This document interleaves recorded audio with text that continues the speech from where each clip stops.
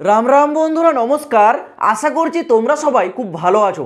বন্ধুরা, তোমাদের জন্য কিন্তু একটা বিরাট বড় খুশির খবর। দেখো, আমাদের ভারতবর্ষের প্রতিটা মধ্যবিত্ত পরিবারের ছেলে মেয়েদের ছোটোবেলার একটা স্বপ্ন ছিল। মাথার উপর দিয়ে যখন প্লেনটা উড়ে যেত তখন সবাই ভাবতো যে একদিন না একদিন আমি এই প্লেনটা চালাবো। দেখো, সেই রকমই কিন্তু একটা বিরাট বড় অপরচুনিটি উঠে আসছে। যারা উচ্চ মাধ্যমিক পাস করেছো, এই উচ্চ মাধ্যমিক পাসটা তোমার সায়েন্স হোক বা আর্টস হোক, যদি তোমার উচ্চ মাধ্যমিক পাস যোগ্যতা থেকে থাকে তাহলে এয়ারফোর্সের ডিপার্টমেন্টে গিয়ে একটা চাকরি করার বিরাট বড় সুযোগ।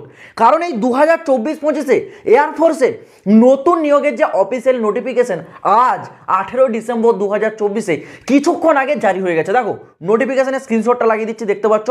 দেখো, এই যে এয়ারফোর্সে নিয়োগটা করছে, এখানে তোমাদের প্লেন চালানোর স্বপ্নটা হয়তো পূরণ হবে না, কারণ যেহেতু এটা তোমাদের একটা উচ্চ মাধ্যমিক পাস যোগ্যতার লেভেলের চাকরি, সেই ক্ষেত্রে প্লেন না চালাতে পারলেও তোমাদের সেই ডিপার্টমেন্টে গিয়ে চাকরি করার কিন্তু একটা বিরাট বড় সুযোগ।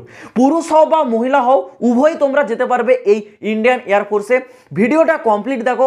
ফর্ম আবেদনের ডেট জারি হয়ে গেছে, কবে থেকে আবেদন শুরু হচ্ছে, লাস্ট ডেট কবে, সিলেকশন প্রসেস মানে নিয়োগ প্রক্রিয়াটা কিভাবে করানো হবে, ইচ অ্যান্ড এভরিথিং ক্লিয়ার করে দেবো।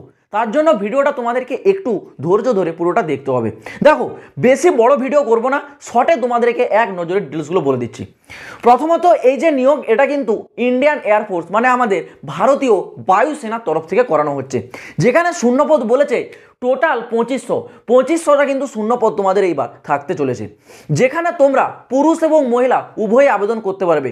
কিন্তু তোমাদের যোগ্যতা অবশ্যই উচ্চ মাধ্যমিক পাস থাকতে হবে। আবার এখানেও একটা আলাদা আলাদা কন্ডিশন আছে। কি কন্ডিশন?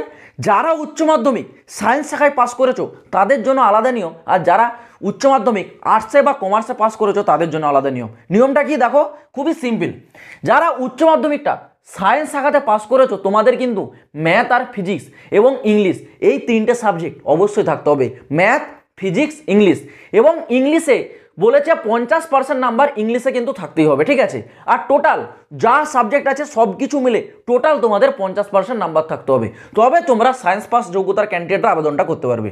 এবার যারা আর্টসে বা কমার্সে পাস করেছো তোমাদের জন্য কি বলেছে, 12 তো তোমাদের পাস থাকতেই হচ্ছে, সেটা আর্টস হোক বা কমার্স হোক, কিন্তু টোটাল তোমাদের 50% নাম্বার থাকতে হবে। সমস্ত কিছু সাবজেক্ট মিলে গ্র্যান্ড টোটাল 50% তোমাদের কিন্তু থাকতে হবে। এছাড়াও ইংলিশ সাবজেক্ট থাকতে হবে, যেখানে 50% নাম্বার। মানে দেখো, তুমি সায়েন্সে পাস করো বা আর্টসে পাস করো, এখানে একটি সাবজেক্ট কিন্তু কম্পালসারি, সেটা হচ্ছে ইংলিশ। ইংলিশ সাবজেক্ট দুটো ক্ষেত্রেই থাকতে হবে এবং ইংলিশে 50% নাম্বার থাকতে হবে, তাহলে তোমরা কিন্তু এখানে আবেদনটা করতে পারবে। গেল তোমাদের কোয়ালিফিকেশন। এইবার আসছি তোমাদের এজ লিমিট মানে বয়স সীমা। দেখো, বয়স সীমাটা বলেছে 17.5 থেকে 21 বছর বয়স, এবং এই এজটা যেই ডেট অনুযায়ী কাউন্ট হবে সেই ডেটটাও বলে দিয়েছে। দেখো, তোমাদের ডেট অফ বার্থ কোন বছরের ভিতরে হতে হবে? 1 জানুয়ারি 2005 থেকে 1 জুলাই 2008-এর মধ্যে। এই বছরের ভেতরে যাদের ডেট অফ বার্থ মানে যাদের জন্ম তারিখ, তারাই আবেদন করতে পারবে। 1 জানুয়ারি 2005 থেকে 1 জুলাই 2008-এর মধ্যে যদি তোমাদের জন্ম তারিখ হয় তবে তোমরা আবেদন করতে পারো। আর এখানে আরেকটা কন্ডিশন, পুরুষ হও বা মহিলা হও তোমাদের কিন্তু অবিবাহিত হতে হবে। যদি তোমাদের বিয়ে হয়ে গেছে, তোমরা যদি ম্যারিড, তাহলে কিন্তু আবেদন এখানে করতে পারবে না। এখানে যারা আনম্যারিড, যাদের এখনো বিয়ে হয়নি, তারাই পাচ্ছে কিন্তু সুযোগটা। এবার পরবর্তী বিষয় তোমাদের সিলেকশন প্রসেস বা নিয়োগ প্রক্রিয়া। দেখো, নিয়োগ প্রক্রিয়াতে প্রথমে হবে তোমাদের এক্সাম 1, তারপর হচ্ছে তোমাদের এক্সাম 2। পরবর্তী বিষয় তোমাদের আসছে ফিজিক্যাল এবং আসবে medical. Physical, medical, exam 1, exam 2, এই 4টা স্টেপ থাকছে তোমাদের টোটাল সিলেকশনের। এবার এখানে তোমাদের যে সবথেকে বড় ডাউট, হাইট কতটা হয়েছে, যেহেতু এটা একটা ডিফেন্সের চাকরি। হাইট পুরুষ মহিলা উভয়ের ক্ষেত্রে একই থাকবে, 152 সেমি। এটা সবার ক্ষেত্রে আছে, নর্মালি 152 সেমি হাইট সবার ক্ষেত্রে আছে। এর সিলেকশন প্রসেসে ব্যাপারটা আমি আর এখন এই ভিডিওতে গভীরে যাচ্ছি না, কারণ এই ভিডিওটা আরও অনেক বড় হয়ে যাবে। তোমরা যারা চাও এর selection process, exam 1, exam 2, physical ডিটেলসে একটা সিলেকশন প্রসেসের ভিডিও, তাহলে তোমরা কিন্তু কমেন্ট বক্সে কমেন্ট করে জানাবে, তাহলে তোমাদের জন্য একটা সিলেকশন প্রসেসের ওপর স্পেশাল ভিডিও নিয়ে আসবো। এই ভিডিওটা যেহেতু বেশি বড় করতে চাইছে না, তো গেল সিলেকশন প্রসেস। এবার আসে তোমাদের অ্যাপ্লাইটা শুরু হচ্ছে আগামী 7 জানুয়ারি 2025 থেকে, লাস্ট ডেট 27 জানুয়ারি 2025, মাত্র 20 দিন হাতে টাইম। 7 জানুয়ারি থেকে 27 জানুয়ারি। নোটিশ আজ 18 ডিসেম্বর জারি হয়ে গেছে।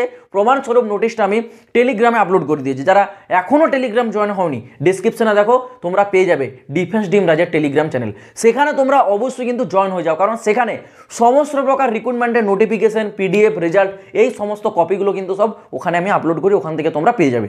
তো ডেসক্রিপশনে লিঙ্ক আছে, সরাসরি টেলিগ্রামে যাও, সেখান থেকে গিয়ে এই এয়ারফোর্সের নতুন নিয়োগের অফিসিয়াল নোটিফিকেশনটা ডাউনলোড করে তোমরা একবার দেখে নিতে পারো। তো আশা করছি বিষয়টা আমি বোঝাতে পারলাম। আজ ভিডিওটা এই পর্যন্ত থাক, দেখা হচ্ছে আবার পরের ভিডিওতে নতুন কোনো আপডেটের সাথে। জয় হিন্দ, বন্দে মাতরম।